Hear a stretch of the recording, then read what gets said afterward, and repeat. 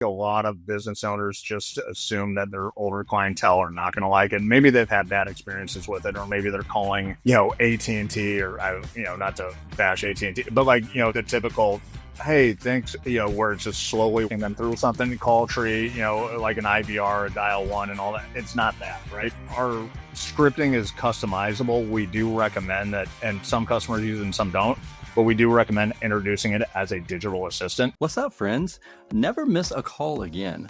So our partners with Free to Grow, their world-class AI voice CSR platform is designed specifically for trades businesses with industry-leading integrations, dedicated onboarding team. You'll never have to worry about missing calls or losing leads again.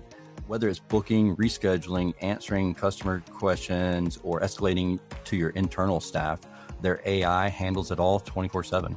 And not only that, it can book directly into your FSM. So stop wasting time and money on leads that get fumbled.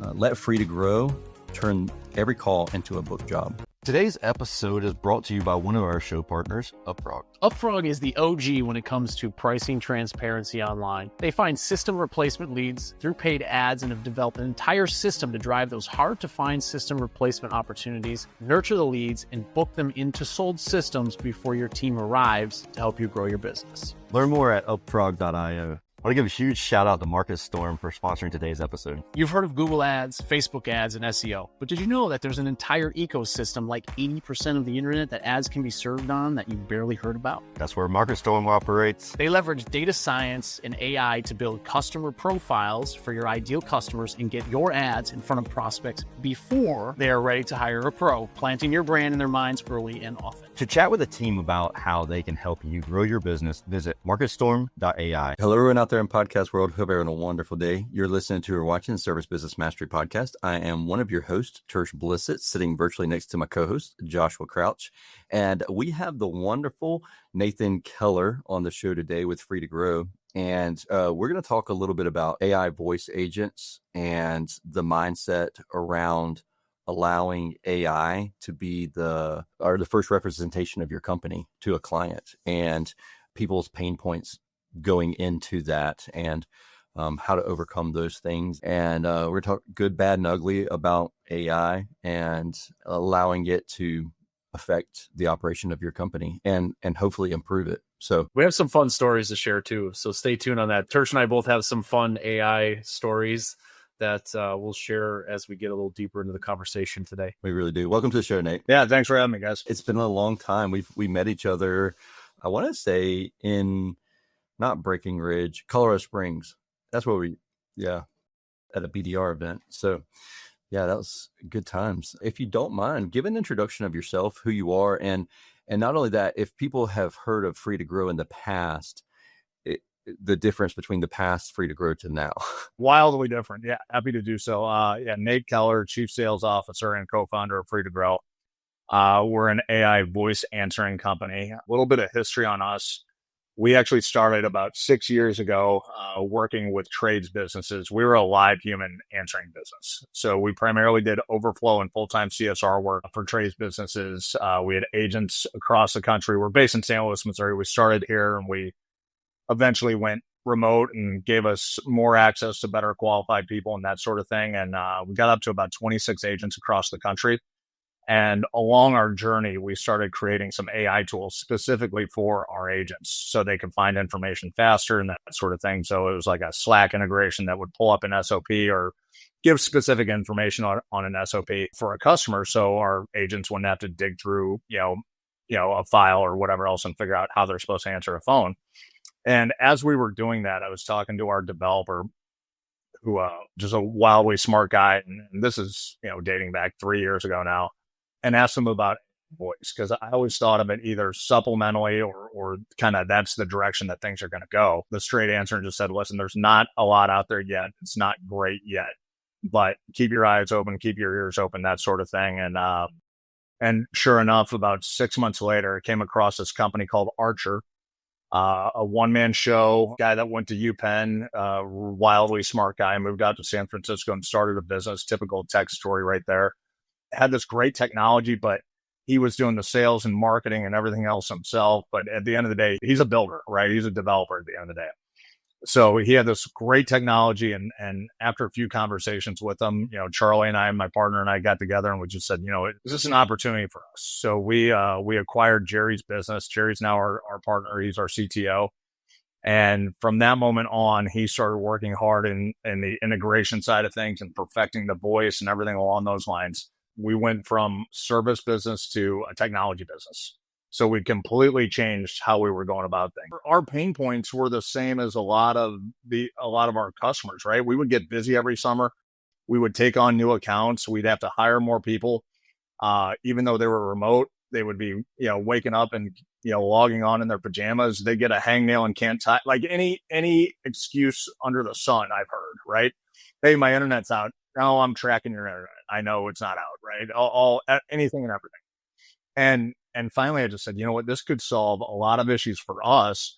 And at the same time, we can service our customers at scale at a lesser price point, right? It was a big leap because the first iteration of the AI was not what it is today, right? Yeah, that's what I was going to ask you. Like, how has that transition been? And when you have and I know a lot of business owners deal with this as well, because especially the technicians who become business owners who, like maybe you're in the truck to start with, you're in the van and you do things a certain way and you have a clientele that you're building up and the clientele, they're used to the way you do things. So in my mind, you have this process and everything built out already, the way that Free to Grow does things. And then all of a sudden you're introducing something that maybe isn't up to the same standards as what you're used to doing. And, in the coaching world, we've been told like 80% is better. Like as long as they can do it as 80% as well as you do it, then that's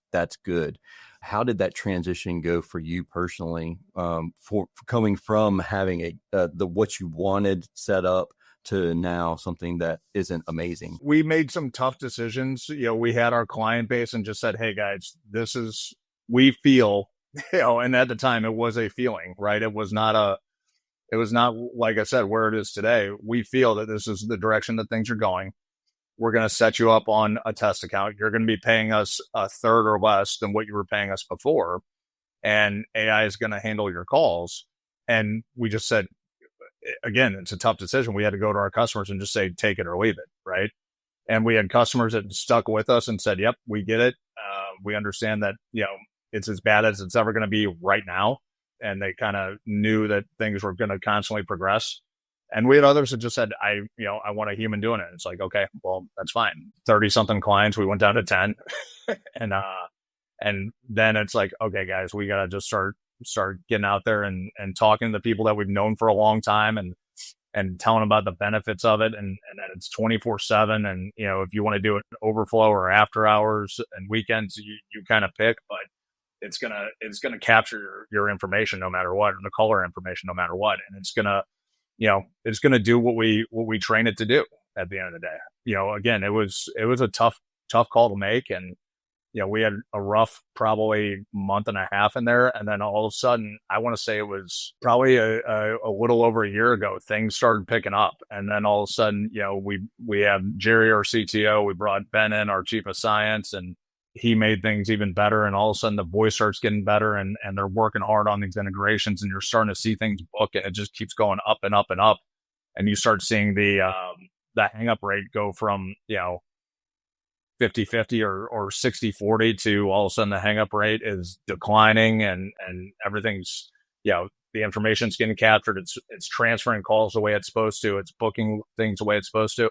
It's been a fun thing to see. So I'm actually going through this now because, all these companies focus on like the trade. So I have a human answering service. We don't get a lot of phone calls for Relentless Digital, but we get enough, a handful, 5 to 10 a week.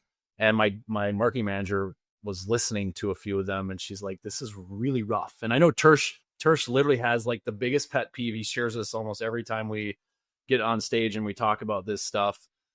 Is they don't even say the name of the company right sometimes because literally you don't know who's going to pick up the phone when it's a human, right? And then they quickly have to pull up an SOP or log in a Service Titan. Like there's just so much going on in the background.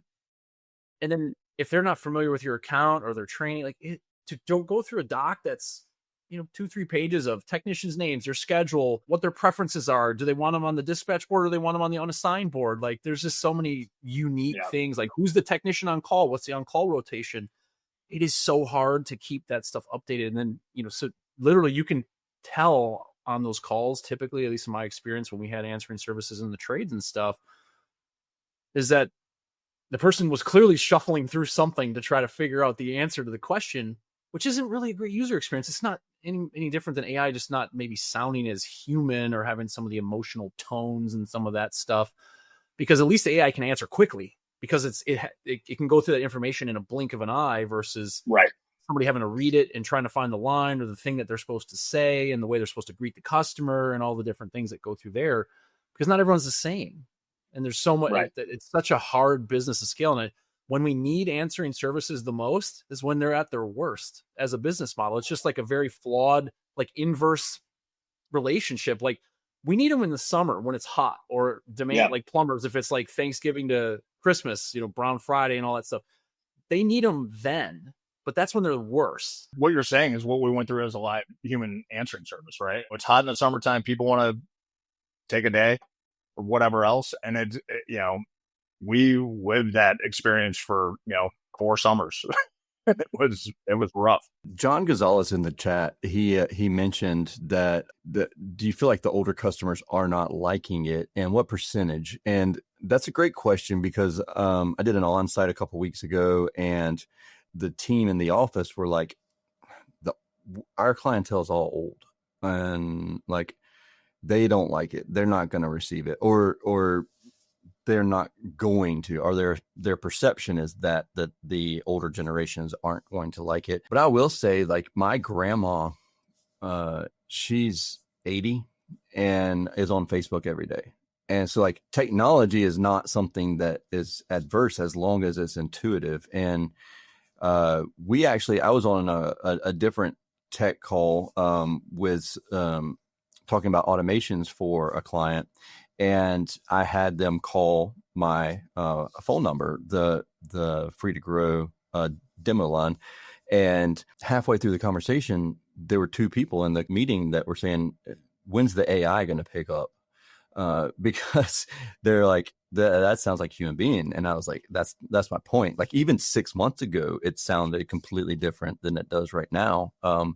But I know it improves a lot, but what's your take on the older generations, how they're going to perceive it, how they're already perceiving it, and what to do as a company if your majority of your clientele are older? I think a lot of business owners just assume that their older clientele are not going to like it. Maybe they've had bad experiences with it, or maybe they're calling, AT&T, or not to bash AT&T, but like, the typical, hey, thanks, where it's just slowly walking them through something, call tree, like an IVR, a dial one, and all that. And it's not that, right? Our scripting is customizable. We do recommend that, and some customers use it and some don't, but we do recommend introducing it as a digital assistant. I've heard calls that are very evidently, or very obviously older clients, and they miss that part of the digital assistant, and they don't know that they're not talking to a person, right? It's something that I would say a year ago at this point, it was a problem because the voice wasn't as good. A lot of, there were longer pauses, and there's a lot of like tactile sound. Yeah.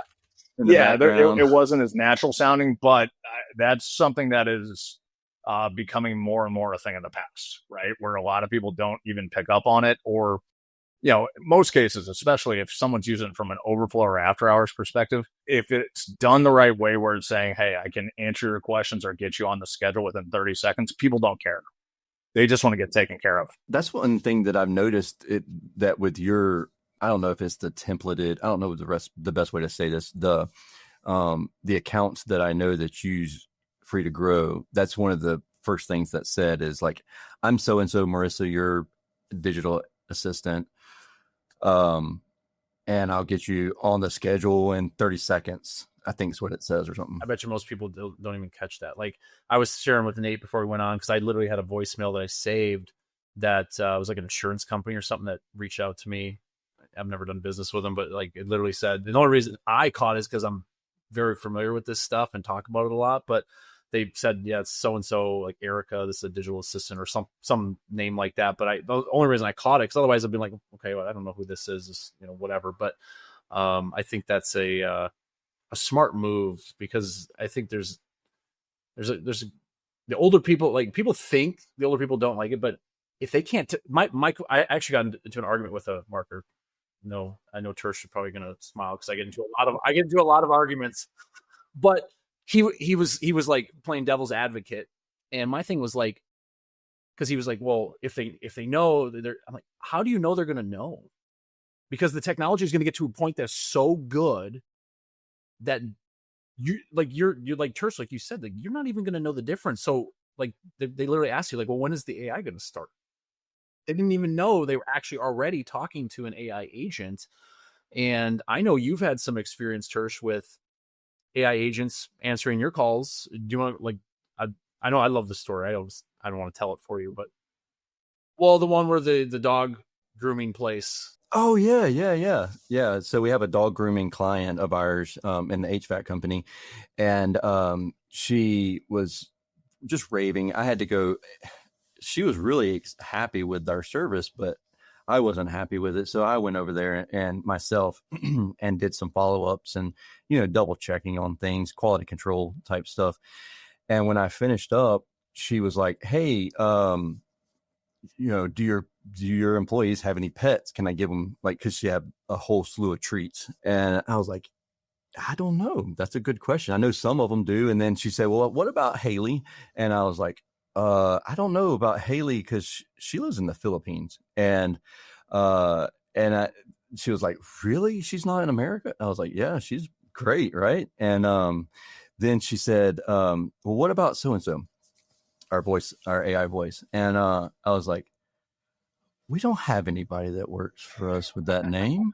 And I was like, are you sure? And she said it again. And I was like, oh, you're talking about our AI voice agent. She ain't got no cat. She ain't got no dog. She's the AI voice. And she was like, get out of here. Are you serious? I've talked to her a ton of times. Like anytime it's after hours, it goes to her. And I was like, yeah, I promise you that that's not a real person at all. She was blown away by it. And I was actually surprised too, because like I could tell. I've had that happen to me. We don't do, like I said, we don't have anything with voice, but we like with messaging and trying to book appointments through chat and stuff like that. We do. And we had a customer in like the Dallas Fort Worth area where this lady had a text message an older lady actually had a text message conversation with an AI chatbot. Now, obviously it's a lot harder to tell it's AI through chat, but she ended up bringing, because of how empathetic the bot was, she ended up bringing cookies to the office looking for this person. And the person that like was the receptionist or like handled any incoming traffic, like it took her like a minute or two. She ended up playing it off like, well, that's my nickname. And I've seen other stories like this. It's wild to me, because that's really the point that we're getting at with this technology, is getting so good. It doesn't have, like, you don't need it to replace your team members during the day, but as far as a supplemental technology, so you never miss a call, you never miss an opportunity. It can handle a lot of the spam stuff that comes in. Like you can have it handle a lot of stuff, so the humans don't have to do it. The humans can do revenue producing activities.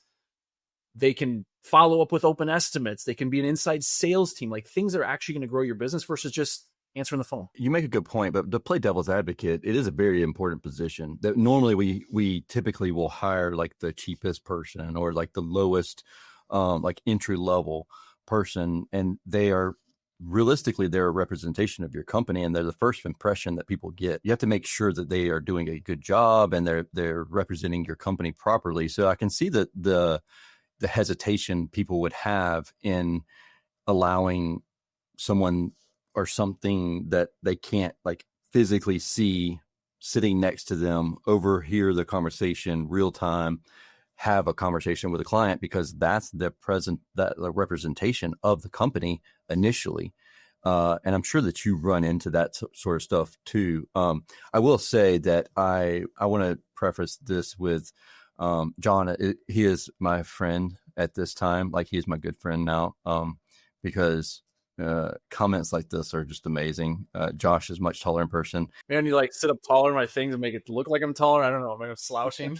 I don't know what John's talking about. John does ask a good question though, because there's a lot of I wouldn't say confusion in the market space, but just to provide clarity in what's going on. John asked, like, what's the difference between a platform like Free to Grow and then like other ones that are in the field, because there's some that do a little bit of this, a little bit of that. And so there's a lot of question a lot of times there. The big one between all of us that are competing out in this space right now, which it is becoming a noisy space, right? There's definitely the few that you hear about time in and time out. And I feel like we're in that category, which is good. And then you see little ones pop up, and then a month later, you never hear from them again, which is good too. But the voice is becoming, I wouldn't say the same. We all have different voices, but like we're all using vendors for voices and that sort of thing. What it comes into is the integration piece for the business, right? So depending on what field service management tool you're using, how it's going to integrate and how that information is going to get in and actually get relayed over to the technician or the office or wherever it's going the proper way. Definitely, early on stubbed our toes from an onboarding perspective, and we've gone out and we've invested a lot of money into onboarding to make sure that we're doing things the right way. And we're not going to sit there and tell someone we'll have them up in a day if it's going to be 10 days, right? We want to make sure that we're getting all of this documentation and going through the knowledge base and making sure that, from a kind of a general branding perspective, that we're answering questions in the same, way that a CSR would, right? We're trying to be the one-to-one comparison to the CSR, right? Because Josh, you said it earlier, the people that you have in the office, the good quality people that you have in the office should be spending time with more revenue generating tasks. And this is something that you can offload to technology that's going to represent your company well.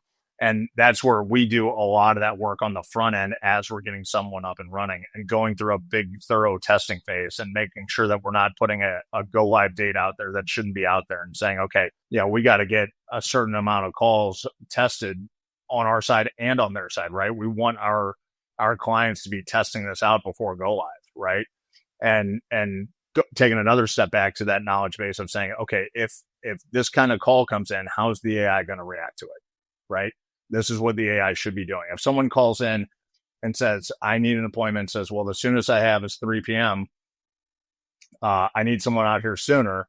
And if that's not available, make sure that you're saying, you know what, let's get you scheduled for the 3 p.m. and I'm going to send a message onto the office to call you back right now or immediately to see if we can get you in sooner. But let's go ahead and get you on the books, right? Taking that time and that care. And I think a lot of that is stuff that we learned early on, even before we were in the AI side of things, of, just that general, hey, this is how we need to be servicing our clients. And now just pushing that into the AI side of things. Hello, home service professionals. Do you want to maximize your marketing budget?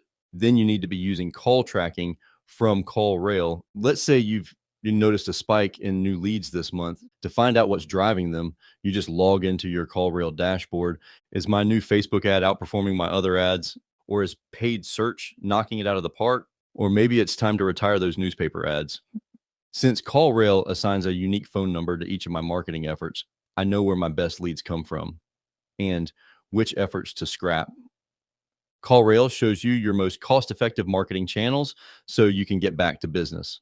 Go to callrail.com/SBMpod and try it for free. If you're a contractor with multiple CSRs, check out this Service Business Mastery podcast partner, Lace.ai. Lace uses cutting-edge AI to analyze your phone calls, uncover lost revenue opportunities, and empower your CSRs to convert more leads. You can significantly increase revenue without spending extra on marketing or hiring by using Lace.ai to boost your conversion rates. For the first time, you can gain deep insights into customer needs at scale with minimal effort.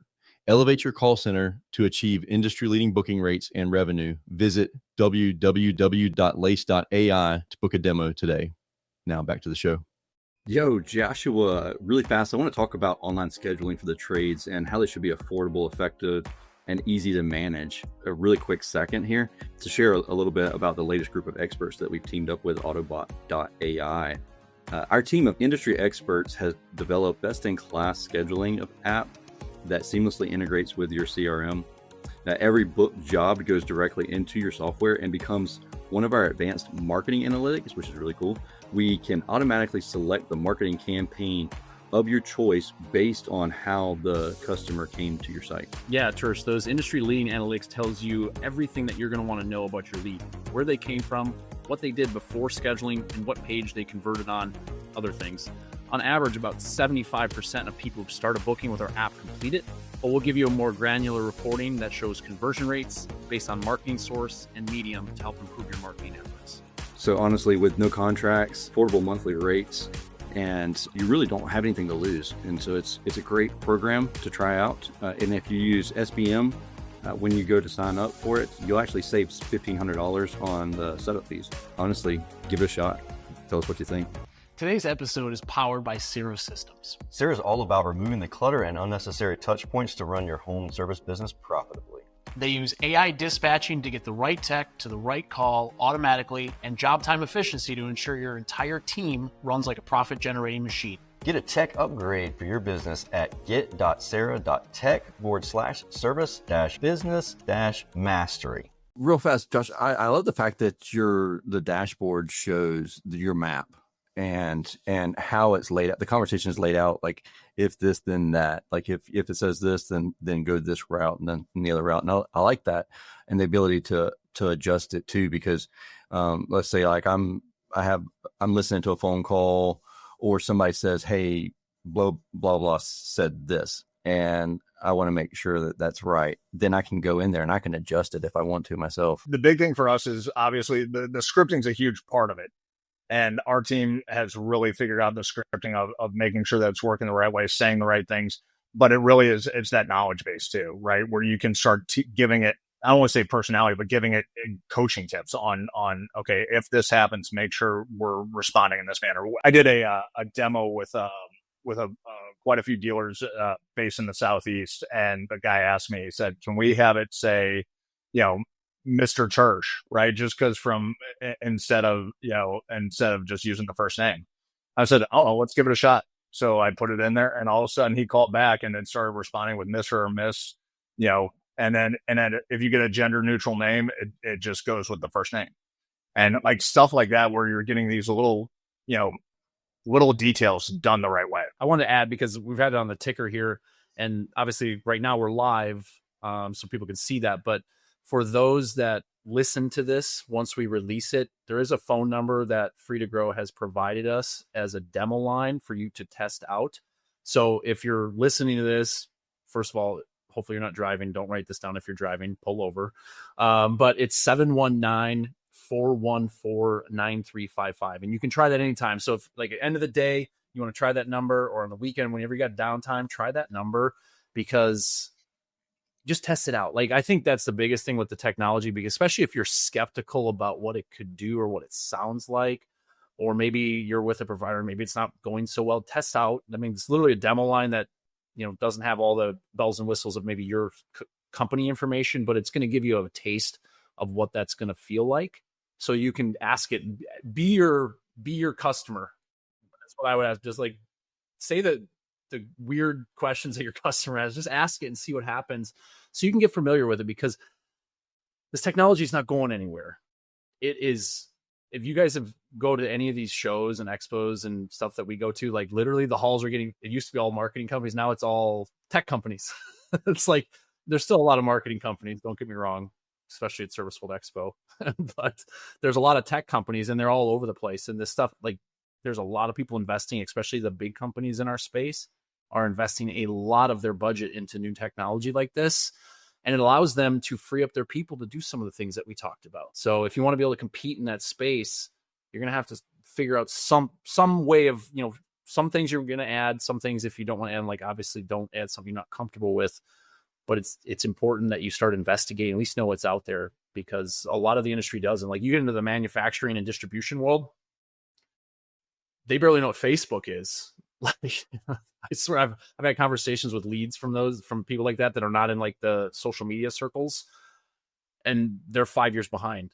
Some of them haven't even heard of Service Titan yet. And I'm like, are you kidding me? Like, it's like, so you're ahead of most of your competition just by paying attention to podcasts like this and episodes like this. A fun fact, if you want to know if you're talking to an AI agent, as they become more and more realistic and you can't really tell if you're having a conversation with an AI agent or not, start screaming at it and see how it reacts. And if it stays calm, you're good. It stays calm. It's like, yeah, definitely AI agent, because or a very well trained CSR, because there's times where I'm like, you're way too nice right now. Like you're not meeting me on my level. The only thing I ask is if you call the demo line and you start screaming, we have full permission to put that on our social media accounts. So you're going to sign a waiver to say, yeah, we can do that so we can have some fun with it. I was on a demo this morning with probably a dozen or so dealers, and I just picked one out and I said, hey, I've created a demo line for you. He called in and he acted like an upset customer, and then we played the recording back for everybody, and they're all sitting there going, yeah, it was calm, cool, collected the entire. Hey, I'm sorry that you're having water come through your ceiling. Was empathetic and everything, but did not mirror the yelling part of it, right? And just sure, yep, we'll get someone out there, right? And it's like, it was beautiful. But like again, he was saying, he's like, most of my CSRs, this is I would be able to hear this from my office and hear them get flustered. Same here. Like I've had conversations with like business owners, and like I actually went out and did an on-site. Man, this is several months ago.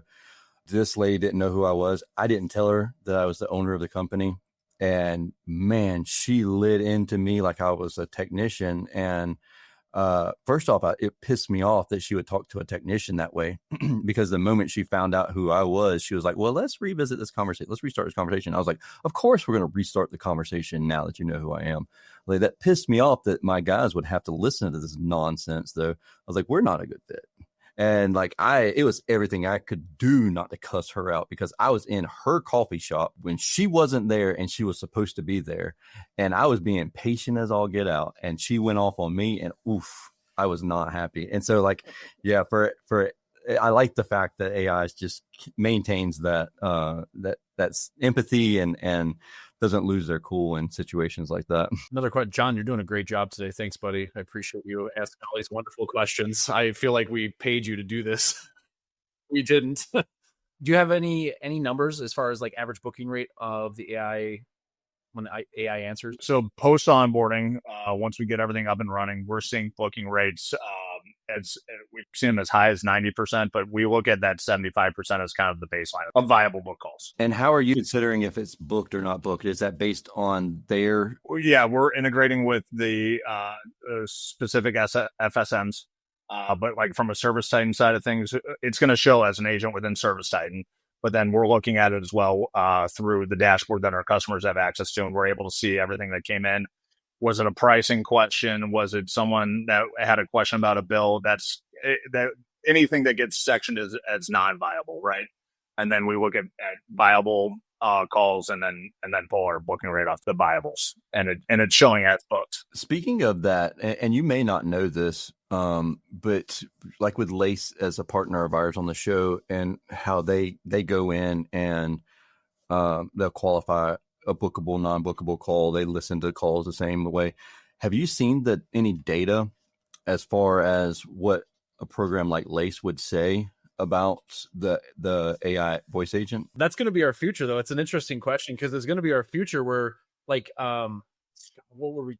Tersh, I remember I was talking to you, or talking to someone else, but literally, Google Business Profile has a new feature where Google, I don't think it's rolled out to the trades, so don't panic, everybody. But Google has a feature where if you want to get pricing information, you can literally click it, and their AI will call your business to get pricing information, which of course then the AI is going to pick up and answer the question on the other side for some companies. It's going to be a very, like, the AIs are going to be talking to the AIs. Who's going to hang up? I know. I can't wait to hear that first call because it's going to happen, right? It's either going to happen where someone's calling us or someone's calling one of our customers, and then you're going to have AI talking to AI. Josh, tell that story about where our phones started talking to each other. Oh, we were at Business Uncensored last October in Chattanooga.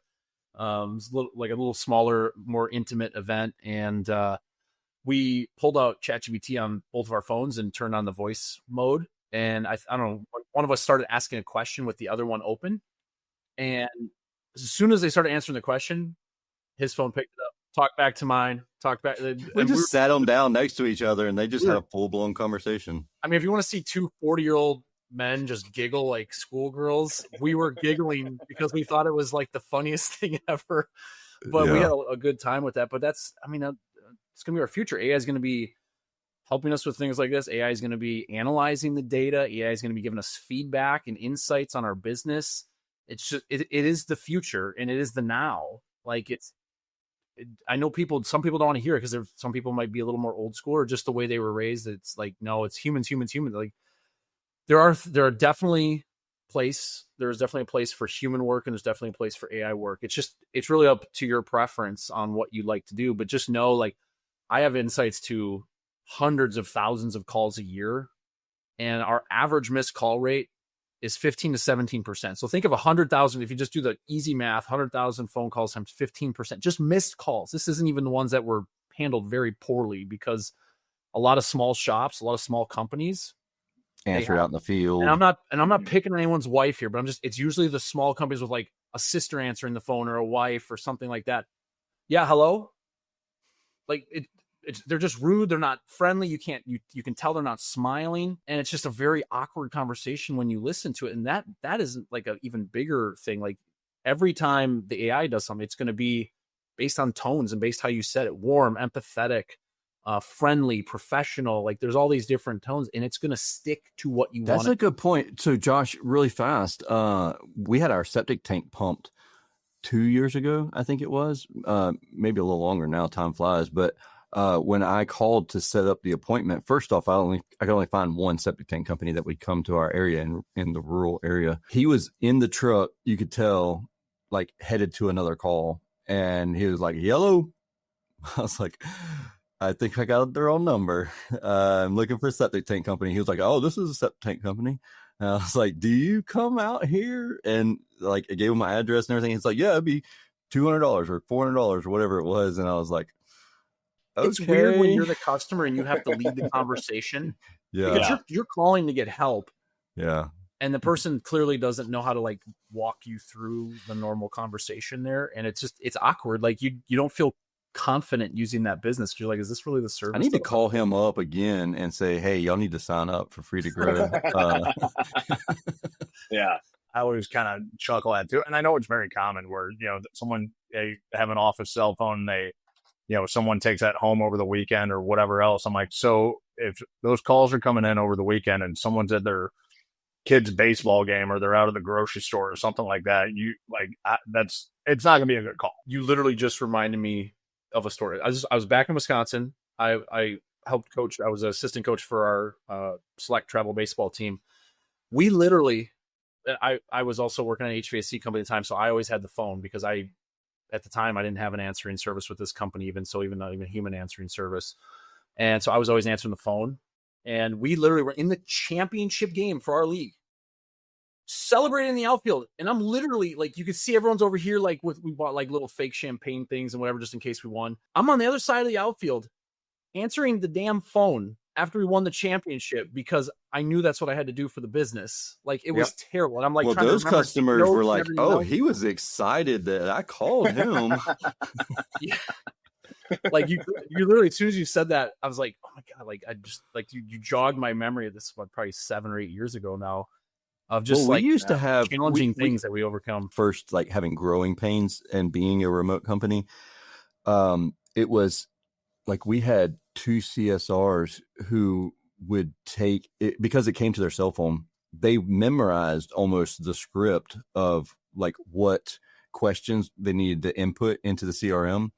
And so they literally were at barbershops. They were at the shopping center, and you could pick it up if you listen closely. Like you could pick up the background noise that what they were doing. They were saying all the right questions and everything.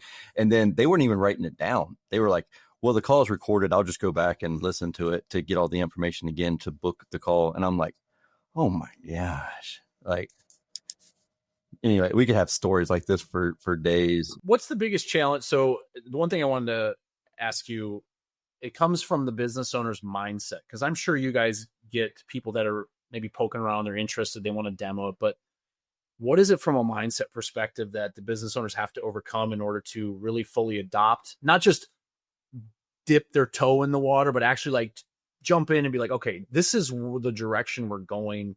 This is what we're going to be doing. Of course, that's going to come over to other technologies in the business, but what is the struggle that you're seeing from people that really want to move forward with AI as an answering mechanism? I think the big thing, we're a provider at the end of the day. We have the technology and we have the team to get someone up and running.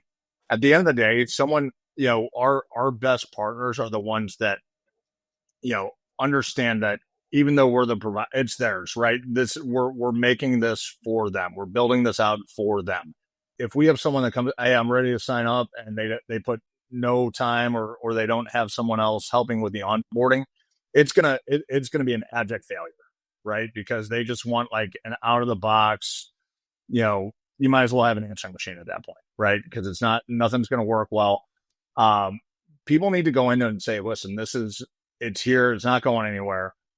I can utilize a service like Free to Grow and make it my own, right? And make it. You mentioned that your best partners are the ones who they're going to take full ownership in it, and they're going to be available. And you mentioned that and this goes with any tech or product launch, and the fact that if they're always too busy, can't meet with you, can't respond to emails, can't do the onboarding process properly, it's going to be an epic failure. You said that. And it's true, because we see it all the time. And like, you're onboarding a new CRM and you think you're going to do it during the middle of the summer when you have time. No, that's going to fail miserably. You know what I mean? So you have to have somebody there to be the owner of the process in it. Steve Addario mentions here, I'll bring it up here because good job. I clicked it when you did. I think it's a fear of the dip where call volume may be down. The AI is no different than hiring a new human. The upside is they never forget. That is a good point. Is they don't forget. You're like, oh, I forgot that we updated our wording. I forgot that we offer this service, or we service this location. Especially if they're not familiar. Especially it's. I like that being up there, Josh. That's perfect spot for it on the screen. It's not uncommon for people to hire remote CSRs and stuff like that now, where they might not know the geography. Like, it was really important when I was answering the phone back in the day, I had to know streets and cities and where they're all connected, so I can try to dispatch my team. And hiring a human, like especially if they're not geographically inclined, like my wife is not. It's like she'll go into a store and she'll go the wrong way out of I'm like, what? We just got here. Like, how did you forget which way to go? It's important, like, you train it once. And I think that's the thing, as far as like time, even for the owner or the leader of the people leading the CSRs, you freeing up that person's time too. They don't have to keep retraining. And then honestly, even on the other side, we talked about listening to those calls. I used to listen to those calls. I had to hire someone who, when they weren't answering the phones, that's what their job is to literally go back to all the abandoned calls and stuff and listen to them, categorize them properly. There's just a lot of things that I personally think it's boring, monotonous work.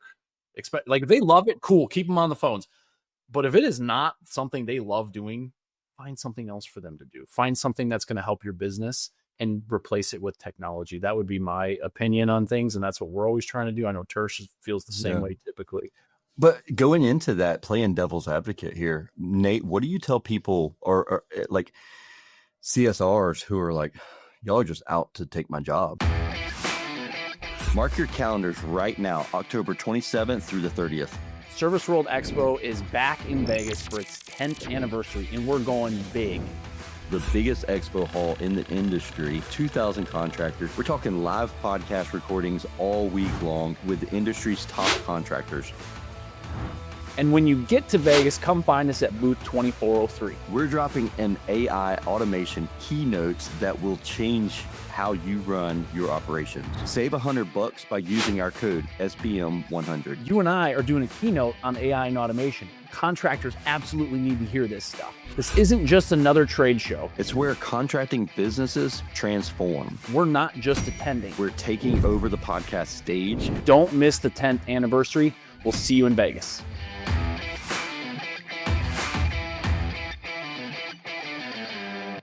Thank you to Company Cam for supporting today's episode. These guys are changing the game for contractors with their smart photo app. Keep your projects documented and streamline your team's communication with even your most complicated jobs. Try it for free for 14 days and get 25% off of your first 2 months at companycam.com/SBM.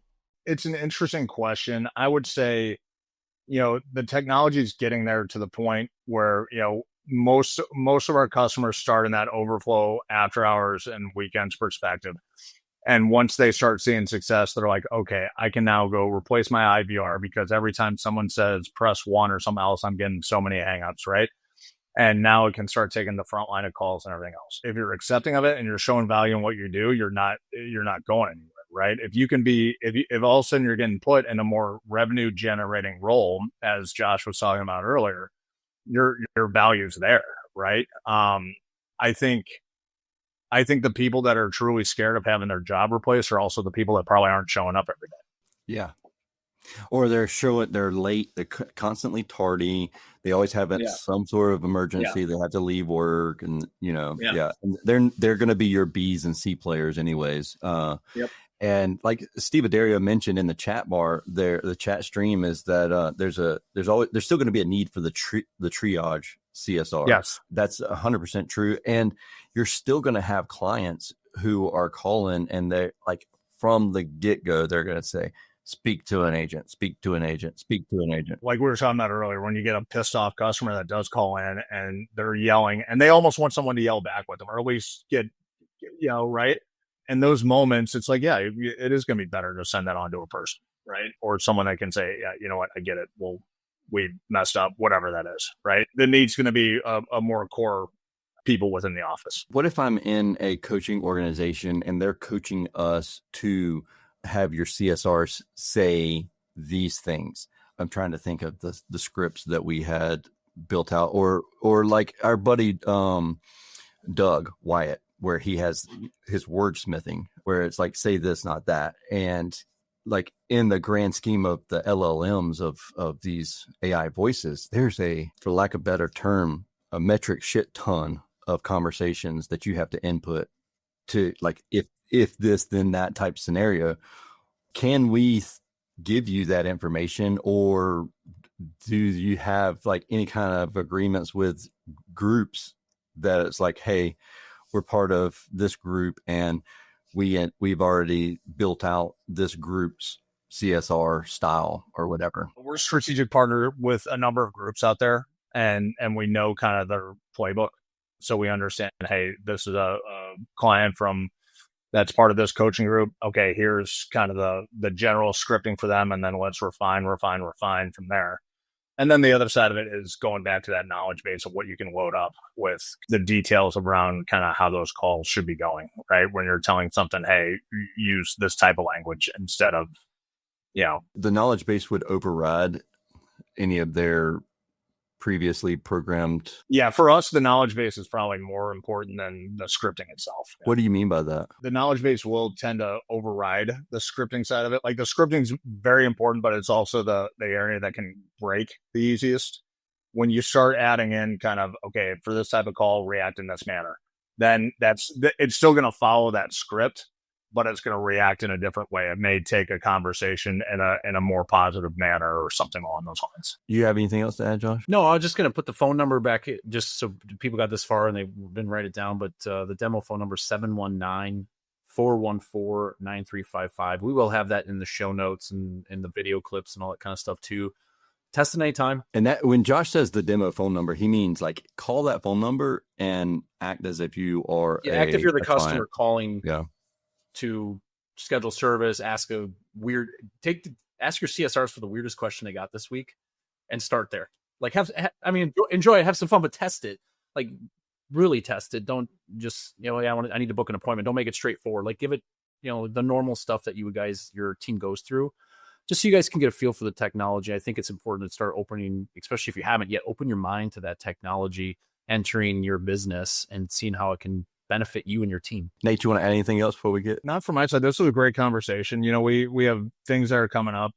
In August, we're going to start releasing outbound calls in kind of a controlled manner where we're looking at that maintenance member check-ins and that sort of thing. What's the legal ramification for outbounding? Because for me, yeah, it has to be client's customer. Has to be like for us. That's why we're starting with maintenance members specifically. You can't just like upload a list that you bought, or like people like homeowners that moved in the last year and start dialing them and stuff like that. I don't get it as much anymore. I have really lit into these people, but I get these AI. You have to complete this loan document to get your $47,000 at such and such interest rate, and it'd be in my voicemail. I mean, literally, I'd have 10 a day, and they're all AI. If you answer the phone, it's obvious an AI agent, and it's outbound, and I feel like that's illegal. I've never done business with these people before. It is definitely like there's gray areas to it, right? Without a doubt. Doing it in a controlled manner where it is maintenance member check-ins. Someone that is within their database, you can't just upload a list. It's human nature. Like, well, let's see if we can break it. Like, let's see how far we can take this thing, right? And that, of course, gets everyone in trouble. Yeah, it's going to be costly. Once you get that part live and have some data and some tests and stuff like that, we can come back and kind of see how that's working. Because I'm sure a lot of people would be really interested in that, because doing those calls from someone who's done those calls, not fun. We appreciate you hanging out with us. It's always fun getting to chat with you. Yeah, thanks, guys. I appreciate it. Absolutely. Everybody have a wonderful and safe week until we talk again next time. We appreciate y'all.